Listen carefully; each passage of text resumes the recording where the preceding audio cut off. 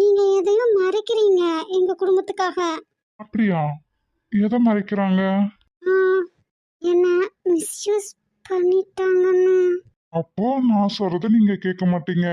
ஆஹா, இல்ல. நீங்க ஒரு டாக்டரா சொல்லுங்களேன். ஓ, நான் ஒரு டாக்டரா சொல்லணும்னா 10 மாசம் கழிச்சு தெரிய போகுது. அப்போ அப்போ நான் உடம்பால சுத்தமா இல்லையா? ஏங்க, எதுக்கு அழுகுறீங்க? இப்ப ஏன் இப்படியெல்லாம் பேசிட்டு இருக்கீங்க? அதுதானுங்க உண்மை.